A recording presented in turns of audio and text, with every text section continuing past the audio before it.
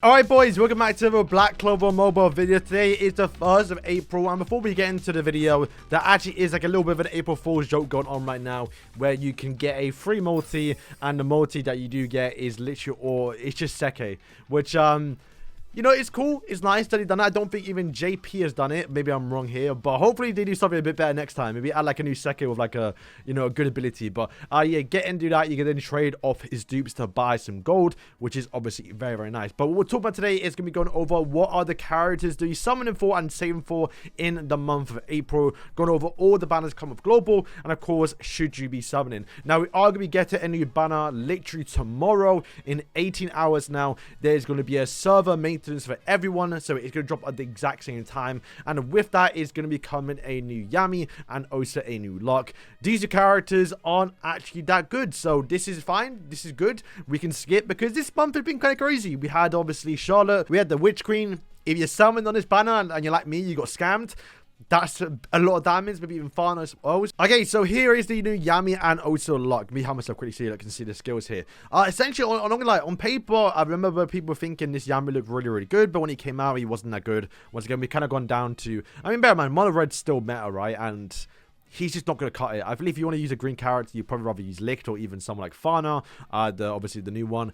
It's just like, it's not going to be that great, right? Personally, myself, I will be picking Yami because Yami, and he's got the Dark Dimension Slash as an ultimate. He's definitely getting picked for free. As for Luck, though, this guy is, he wants to be using the mono blue team, but the mono blue team is not that good right now. That might change when we do get Valkyrie Armor well, who, and we got Green, you know, Red Asta.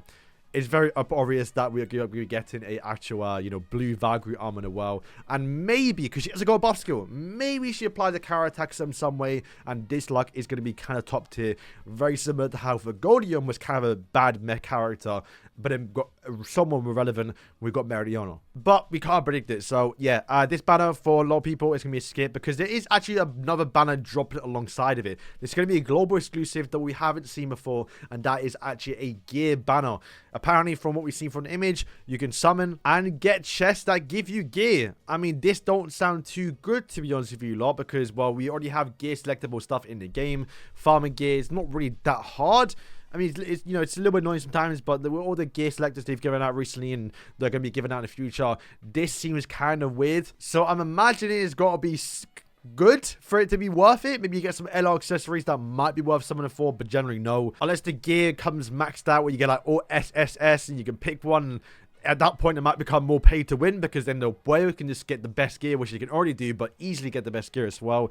Yeah, this is kind of an LL for everyone. I don't think this is a good situation. Once again, this could be just be bait for, because they love dropping, you know that they do this like twice now. They drop like something weird for the first time. Like we got the first R selector right before Julius, I think it was, or Asta, and then now we got this event too. So they love doing this before an actual big festival character, because we do know the next two banners I'm coming out on the 9th, so literally about 1 week after the season 6 banner with obviously Yami and Luck. We get today Julius Rerun, apparently with his skill page as well. That's by far the most important thing, because when his banner first came out, you wasn't able to summon for his skill page. So now if someone missed it, you have Julius, then this would be a kind of a decent time to do it. But I will say Julius is going to be falling off in the meta once we do get Mereoleona. But in terms of still PvE, like every content you want to use them in, like no matter what, especially a lot of boss fights, any stages really, a lot of people just reset mobility because of that skill page. It's a must-have. So yeah, Julius, if you're missing him, you gotta go for him. You gotta get his skill page, because bear in mind, once again, the way these festival characters work,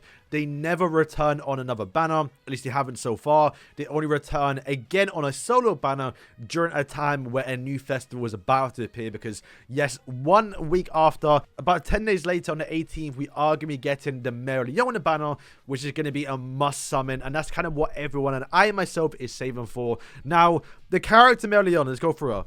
This is a bit of a well-heavy character. She is insane when you do obviously get her towards max dupes and skill page dupes as well. But if you're free to play or you only get her to 1 star and you don't get duped out, then maybe you can't use her, but it's still worth summoning for, because like Julius, the way festivals work, the next time she leaves, she's not going to come out properly until we get Valkyrie Armor well. So do you really want to be summoned for Mereoleona when she's going to be like sort of like a decent character, maybe even dead?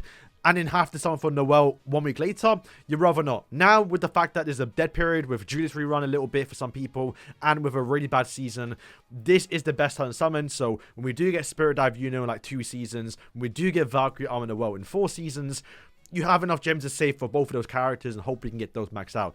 Once again, the way the festival characters work, I always recommend you at least get 1 copy of these characters. So let's go through what she does, because I want to kind of know myself a little bit, because I kind of loosely know what she does. So you can see here, skill 1, attacks. If they take continuous damage, you taunt them. That is by far the biggest important thing, because the way she works, as you can see, is when someone attacks her, she will apply burn to them. Burn does do a lot, and especially towards Black Asta to get him down, because he's got so much defense. The burn just kind of ignores all of that.